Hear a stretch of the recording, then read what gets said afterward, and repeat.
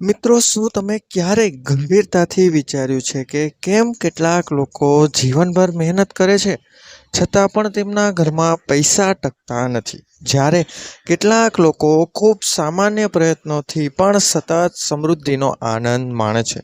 શું આ માત્ર નસીબ છે કે પાછળ કોઈ ઊંડું આધ્યાત્મિક સત્ય છુપાયેલું છે?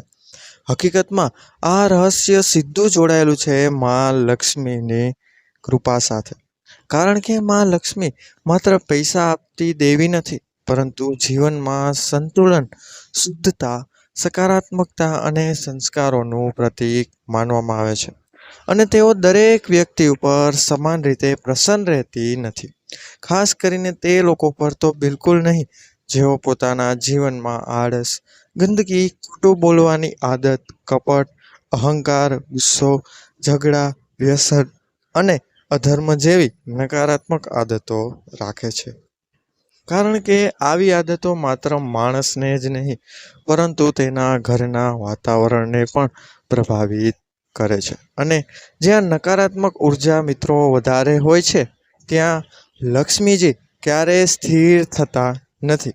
તો મિત્રો, સૌપ્રથમ વાત કરીએ આળસ વિશે. કારણ કે આળસ એ એવી આદત છે જે માણસને ધીમે ધીમે અંદરથી ખાલી બનાવી દે છે. જે વ્યક્તિ કામને ટાળે છે, સમયનો યોગ્ય ઉપયોગ કરતો નથી અને સતત આરામમાં રહેવા માંગે છે, તે વ્યક્તિ જીવનમાં મોટી તકો ગુમાવી દે છે. અને માં લક્ષ્મી તો ચંચળ સ્વભાવની છે, એટલે કે તેઓ જ્યાં રહે છે, જ્યાં ગતિ છે, મહેનત છે અને પ્રગતિ છે. તેથી જો તમે આળસુ છો, તો ભલે થોડીક વખત, થોડાક સમય માટે પૈસા મળી જાય, પરંતુ તે ક્યારેય લાંબા સમય માટે ટકી રહેશે નહીં. હવે બીજી મહત્વની વાત છે મિત્રો, સ્વચ્છતા. જે ઘરમાં મિત્રો ગંદકી હોય છે, વસ્તુઓ વિખરેલી હોય છે, રસોડું અશુદ્ધ હોય છે, કપડાં બગડેલા હોય છે અને આસપાસ નકારાત્મકતા ફેલાયેલી હોય છે, તેવા ઘરમાં માં લક્ષ્મીનો પ્રવેશ થવો એ અશક્ય બની જાય છે. કારણ કે સ્વચ્છતા એ માત્ર બહારની નથી, પરંતુ મનુષ્યના મનની અંદરની પણ હોય છે. અને જ્યાં શુદ્ધતા હોય છે, ત્યાં સકારાત્મક ઉર્જા પોતે જ આકર્ષાય છે. જ્યારે ગંદકી અને અવ્યવસ્થા દરિદ્રતાને એટલે કે ગરીબીને આમંત્રિત કરે છે. હવે મિત્રો વાત કરીએ સચ્ચાઈ અને ઈમાનદારીની.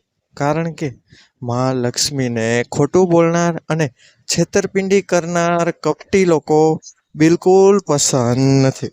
ઘણી વખત આપણે જોયું હશે કે કેટલાક લોકો ખોટા રસ્તે પૈસા કમાય છે, પરંતુ તેમને ક્યારેય શાંતિ મળતી નથી.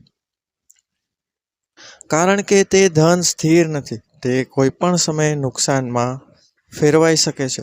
અને આવા લોકો જીવનમાં ઘણીવાર અચાનક સંકટોનો સામનો કરે છે.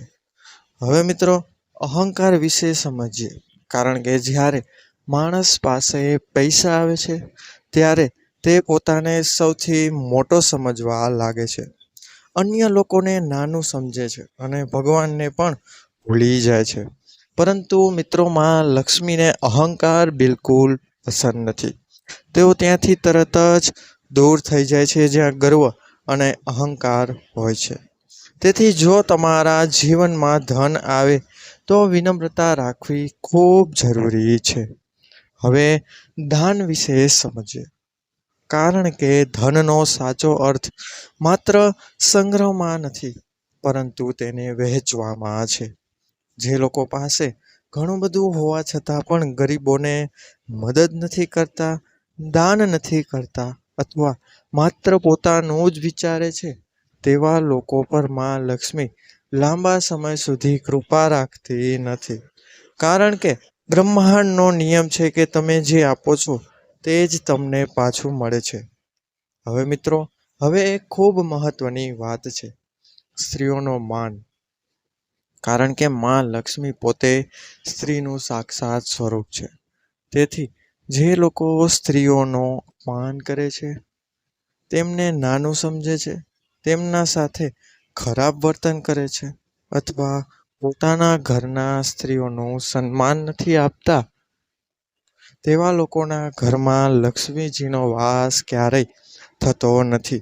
આવા ઘરમાં મિત્રો હંમેશા અશાંતિ રહે છે, ઝઘડા વધે છે અને પૈસા ટકતા નથી. હવે ગુસ્સો અને ઝઘડા વિશે વાત કરીએ, કારણ કે જે ઘરમાં રોજ ઝઘડા થાય છે, ચીસાચીસી થાય છે અને નકારાત્મક વાતાવરણ હોય છે, ત્યાં લક્ષ્મીજી ક્યારેય રહેતી નથી. કારણ કે તેમને શાંતિ અને પ્રેમભર્યું વાતાવરણ ખૂબ પ્રિય છે. ગુસ્સો માત્ર સંબંધોને તોડે છે નહીં, પરંતુ તે સાથે સાથે માનસિક શાંતિને પણ નષ્ટ કરે છે. હવે મિત્રો વ્યસન વિશે સમજીએ, જેમ કે દારૂ, તમાકુ, જુગાર વગેરે. આ બધું માણસને અંદરથી ખાલી કરી નાખે છે, પૈસા બગાડે છે અને ઘરના પરિવારને તોડી નાખે છે. તેથી આવા લોકો પર માં લક્ષ્મી ક્યારેય પ્રસન્ન થતી નથી. હવે અધર્મ વિશે વાત કરીએ, કારણ કે જે લોકો ભગવાનમાં વિશ્વાસ નથી રાખતા, ધર્મનો અપમાન કરે છે અથવા જીવનમાં કોઈ આધ્યાત્મિકતા નથી રાખતા, તેવા લોકો પર લક્ષ્મીજીની કૃપા મિત્રો લાંબા સમય સુધી રહેતી નથી. કારણ કે ધન અને ધર્મ બંનેનું સંતુલન હોવું જરૂરી છે. હવે જો તમે વિચારતા હોય કે માં લક્ષ્મીને કેવી રીતે ખુશ કરવા, તો તેનો જવાબ ખૂબ સરળ છે, પરંતુ તેનું અમલ કરવું થોડું મુશ્કેલ છે. રોજ સવારે ઉઠીને ઘર સાફ રાખવું, ભગવાનની પ્રાર્થના પૂજા કરવી, મહેનત કરવી, સચ્ચાઈ રાખવી, બીજાની મદદ કરવી, દાન કરવું, પરિવાર સાથે પ્રેમથી રહેવું, સ્ત્રીઓનો સન્માન કરવો અને પોતાના વિચારોને સકારાત્મક રાખવા. આ બધું ધીમે ધીમે તમારા જીવનમાં એવી ઉર્જા લાવશે કે માં લક્ષ્મી પોતે જ તમારી તરફ આકર્ષાઈ જશે. અને સૌથી મહત્વની વાત એ છે કે ધન માત્ર મિત્રો બેંક બેલેન્સ નથી, પરંતુ માનસિક શાંતિ, સ્વાસ્થ્ય, સારા સંબંધો અને સંતોષ પણ સાચી સમૃદ્ધિનો ભાગ છે. તેથી જો તમે સાચી સમૃદ્ધિ ઈચ્છો છો, તો માત્ર પૈસા પાછળ ન દોડો, પરંતુ તમારા સ્વભાવ અને આદતોને સુધારો. કારણ કે અંતમાં એ જ નક્કી કરે છે કે માં લક્ષ્મી તમારા ઘરમાં ટકશે કે નહીં. તો મિત્રો, આ માહિતી તમારા મિત્રજનો અને પરિવારજનોમાં અવશ્ય શેર કરજો. વિડીયો પસંદ આવ્યો હોય તો વિડીયોને લાઈક કરજો અને ચેનલને સબસ્ક્રાઈબ અવશ્ય કરજો. મળીશું મિત્રો આપણે આવા જ નવા વિડીયો સાથે. ત્યાં સુધી બધાને મારા હર હર મહાદેવ. જય શ્રી રાધે કૃષ્ણ, જય શ્રી હરિ વિષ્ણુ, જય માં પુષ્પવાન. ધન્યવાદ.